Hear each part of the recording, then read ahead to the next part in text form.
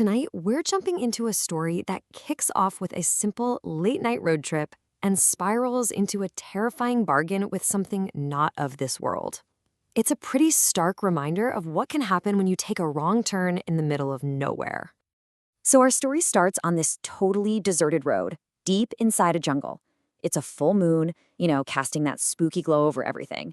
We've got three friends on one bike, and it's dead quiet. For now, it's just a joyride. But that is about to change big time. Okay, I want you to really put yourself in their shoes for a second. You pull over to take a quick break. Your friend just walks across the road and then, poof, he's gone. No sound, nothing. What do you even do in that situation? Well, that's the exact moment this story really kicks off.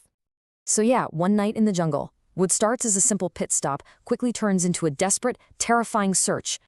All right, so let's break it down. You've got the narrator driving with his buddies Suresh and Ajay on the back. They stop the bike, Ajay says he'll be right back, crosses the road, and then just complete silence. They start calling his name, joking around that they're going to leave him, but he never comes back.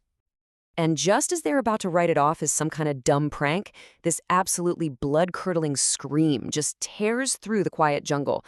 It's Ajay's voice, and you can hear the pure terror in it. He's screaming for help. This is definitely not a joke. Without a second thought, the two of them just dive into the forest, running toward the sound of his voice. But what they find is horrifying. There's fresh blood splattered on the leaves and really clear drag marks, like something was pulling their friend deeper and deeper into the woods. That trail leads them to this old, creepy mansion. And inside, well, that's where they meet the source of all this terror, the Headless Woman. And right here, you get this classic split in how people react to pure fear. Suresh's mind immediately goes to the supernatural. It's a witch, some kind of evil spirit. But the narrator, he's trying to hang on to logic, thinking maybe it's just a psycho killer. It's a really fascinating look at how our brains try to process the unthinkable.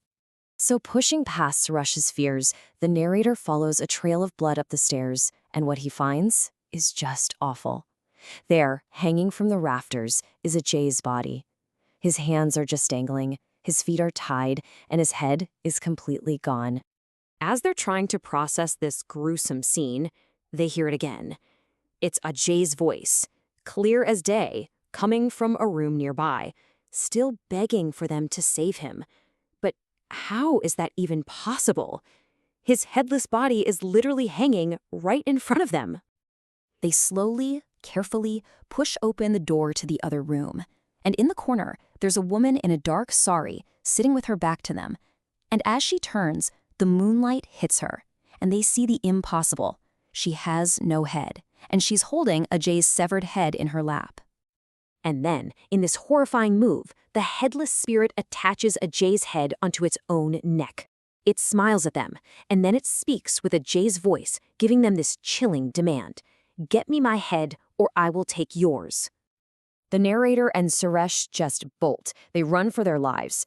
But then Suresh suddenly stops and starts walking back towards the mansion like he's in a trance.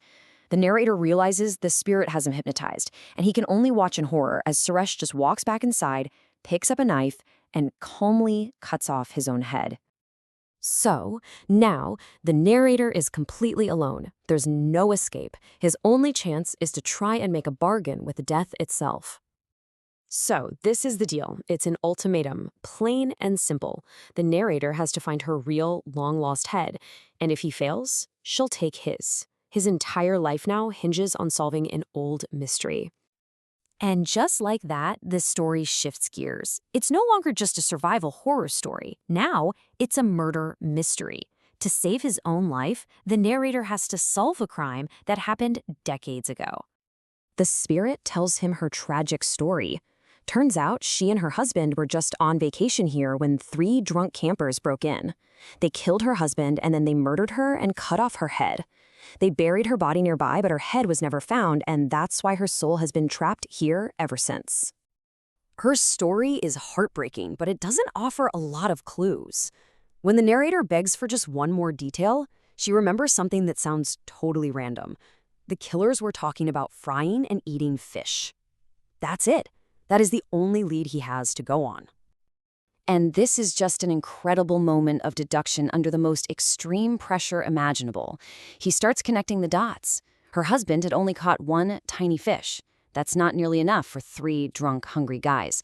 So they must have gone to the pond behind the mansion to catch more. And if they were already there, carrying her head, it seems pretty likely they would have just chucked it in the water. So, with a theory, a really desperate theory in hand, the narrator has his mission: find that skull and set the spirit free. He gets to the pond and just starts searching.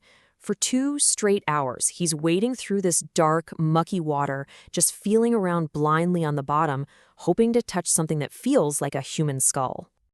And then, his fingers close around it. Buried deep in the sludge, he finds it: a human skull, picked clean by years of being underwater. His wild guess was right. He has what the spirit demanded. He follows her instructions perfectly. He pulls the skull from the pond, digs up her skeleton from under a tree nearby, and builds a funeral pyre. And as he cremates her remains, together at last, he watches her spirit finally rise, free from its prison on Earth. So, he survived. He actually outsmarted a vengeful spirit and made it out of that jungle alive. But the real question is, after seeing your 2 best friends brutally killed, after bargaining with a ghost for your life, does that kind of terror ever really end?